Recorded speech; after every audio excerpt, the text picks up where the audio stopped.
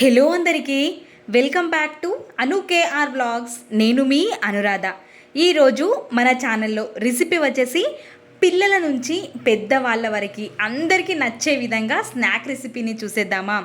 చూస్తుంటేనే నోట్లో వాటర్ ఉడుతున్నాయి కదా, చాలా ఎమ్మిగా పిల్లలు కూడా ఇష్టంగా తినేస్తారు. మనం స్నాక్గా బాక్స్లో కూడా వేసేయచ్చు పిల్లలకి. ఇంకెందుకు ఆలస్యం, ప్రాసెస్లోకి వెళ్ళిపోదాం రండి. ముందుగా ఒక మిక్సింగ్ బౌల్ని తీసుకొని 2 కప్పుల గోధుమ పిండిని జల్లించుకొని తీసుకోవాలి. జల్లించుకొని తీసుకోవడం వల్ల మనం చేసుకునే చపాతీలు సాఫ్ట్గా వస్తాయి, నలకలు ఏమన్నా ఉన్నా సపరేట్ అయిపోతాయి. జల్లించుకున్న పిండిని ఇప్పుడు ఇందులోకి రుచికి సరిపడ ఉప్పుని 2 స్పూన్ల వరకు నూనెని యాడ్ చేసుకొని నూనె పిండిలోకి కలిసిపోయే విధంగా మంచిగా పిండిని కలిపేసుకోవాలి.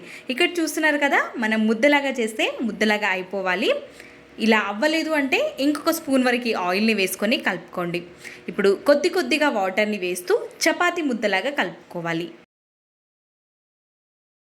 ఈ విధంగా పిండిని కలుపుకొని మూతని కవర్ చేసుకొని కొద్దిసేపటి వరకు పక్కన ఉంచుకుందాం. ఆలోపు స్టవ్ ఆన్ చేసుకొని ఒక ప్యాన్ని పెట్టేసుకొని నేను 2 గుడ్లని ఉడికించుకొని ఈ విధంగా ఒక్క గుడ్డులో 2 పీసులని చేసుకొని కొంచెం ఆయిల్లో ఫ్రై చేసుకుంటున్నాను. ఈ విధంగా ఫ్రై చేసుకోవడం వల్ల మనకి చాలా రుచిగా ఉంటాయి. ఈ విధంగా ఫ్రై చేసుకున్న గుడ్లన్నింటిని పక్కన ఉంచేసుకొని అదే ప్యాన్లోకి 2 స్పూన్ల వరకు ఆయిల్ని వేసి ఒక పెద్ద సైజు ఆనియన్ని ఈ విధంగా పొడుగ్గా కట్ చేసుకొని తీసుకోవాలి. వీలైనంత సన్నగా తరుక్కుంటే చాలా బాగుంటుంది. ఈ విధంగా మనకి రెబ్బలుగా సపరేట్ అయిపోయిన తర్వాత రుచికి సరిపడ ఉప్పు, 1/2 టేబుల్ స్పూన్ వరకు పసుపుని వేసి లైట్గా వేయించుకోవాలి. ఇప్పుడు ఇందులోకి ఒక 1/2 టేబుల్ స్పూన్ వరకు గరం మసాలాని, 1/2 టేబుల్ స్పూన్ వరకు ధనియా పౌడర్ని యాడ్ చేసి ఇంకొద్దిసేపు వేయించుకోవాలి. మనం స్టవ్ ఆఫ్ చేసే ముందు 1/2 టేబుల్ స్పూన్ వరకు కారాన్ని యాడ్ చేసుకొని కలుపుకొని స్టవ్ ఆఫ్ చేసుకోవాలి. చివరిగా ఇప్పుడు కొత్తిమీర తరుగుని కూడా యాడ్ చేసుకొని కలిపేసుకుంటే సరిపోతుంది. ఇప్పుడు వీటన్నిటిని చల్లారేంత వరకు పక్కన ఉంచుకుందాం. ఒక మిక్సీ జార్ని తీసుకొని ఇందులోకి 1 కప్పు వరకు పుదీనా ఆకుల్ని కడుక్కొని తీసుకున్నాను. 1 ఇంచు అల్లం ముక్కని, రుచికి సరిపడ ఉప్పు, 1/2 టేబుల్ స్పూన్ వరకు జీలకర్రని తీసుకొని 1 స్పూన్ వరకు వాటర్ని వేసి మెత్తగా మిక్సీ పట్టుకొని తీసుకోవాలి. పిండి కూడా మనకి సాఫ్ట్గా అయిపోయి ఉంటుంది. మూతని ఓపెన్ చేసి పిండి చూసారా, చాలా సాఫ్ట్గా కనిపిస్తుంది కదా. పిండిని ఇప్పుడు 2 భాగాలుగా డివైడ్ చేసుకొని మనం చపాతీలాగా చేసుకుందాం. పొడి పిండి సహాయంతో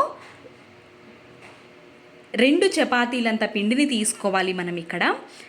ఈ పిండిని మనం పొడిపిండి సహాయంతో పెద్దగా చపాతీలాగా చేసుకోవాలి. వీలైనంత సన్నగా చేసుకోవాలి, మరీ లావుగా కాకుండా. ఈ విధంగా పెద్దగా చేసుకున్న తర్వాత మన దగ్గర ఏవైనా బాక్సులు ఉంటాయి కదా, ఆ బాక్సులు అంచుల వెంబడి కొంచెం ఈ విధంగా ఉన్నది తీసుకుంటే పూరి సైజ్ అంతా వచ్చే విధంగా కట్ చేసుకొని తీసుకోవాలి. మనం చేసుకున్న ఒక్క చపాతీలో 3 పూరీలు అనేవి వస్తాయి ఈజీగా. ఇక్కడ సైడ్కి వచ్చిన పిండిని పారేయాల్సిన అవసరం లేదు. మనం తీసేసుకొని ఇంకొక నెక్స్ట్ రౌండ్కి చపాతీలాగా చేసుకొని కట్ చేసుకోవచ్చు. ఈ విధంగా చేసేసుకొని వీటిని మనం ముందుగా ఆయిల్ వేయకుండానే కాల్చుకొని తీసుకోవాలి. లైట్గా కాల్చుకోవాలి, మరీ ఎక్కువగా కాల్చుకుంటే గట్టిగా అయిపోతాయి. ఈ విధంగా అన్నిటినీ కాల్ చేసుకొని ఒక ప్లేట్లోకి తీసుకొని పక్కన ఉంచుకోవాలి. అందులో నుంచి ఒక చపాతీని తీసుకొని దీనిపైకి మనం పుదీనా ఆకుల్ని మిక్సీ పట్టి పెట్టుకున్నాం కదా, ఈ పేస్ట్ని 1 స్పూన్ వరకు అప్లై చేసి ఫ్రై చేసి పెట్టుకున్న ఆనియన్స్ని వేసి ఒక గుడ్డుని పెట్టేసి పైనుంచి కూడా ఇంకా కొంచెం ఆనియన్ని కూడా పెట్టి అన్నింటినీ ఇదే విధంగా ప్రిపేర్ చేసుకొని ఒక ప్లేట్లో పెట్టుకోవాలి. ఇప్పుడు షాలో ఫ్రై లాగా చేసుకుందాం. అదే ప్యాన్లోకి ఒక 2-3 టేబుల్ స్పూన్స్ వరకు ఆయిల్ని వేసి ఒక్కోసారి రెండింటిని కాల్చుకుంటే ఈజీగా అయిపోతాయి. ఈ విధంగా మనం ముందు ఎక్కువగా కాల్చుకోలేదు కాబట్టి విరిగిపోకుండా ఉంటాయి.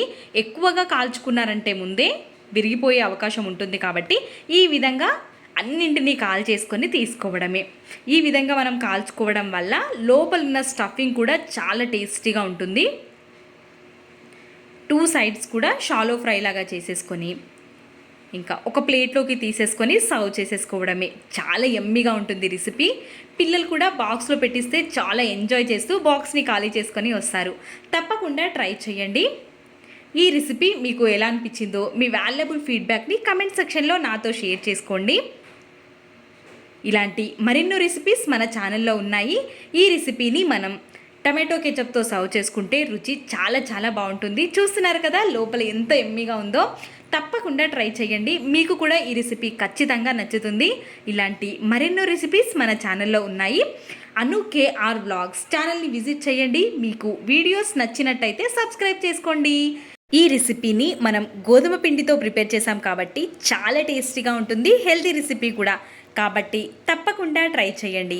ఇలాంటి మరెన్నో రెసిపీస్ మన ఛానల్లో ఉన్నాయి. ఒక్కసారి విజిట్ చేయండి. ఒక లైక్ వేసుకోవచ్చు కదా. ఇలాంటి మరెన్నో రెసిపీస్ రావాలి అంటే మీ సపోర్ట్ కూడా ఎంతో అవసరం. Thanks for watching.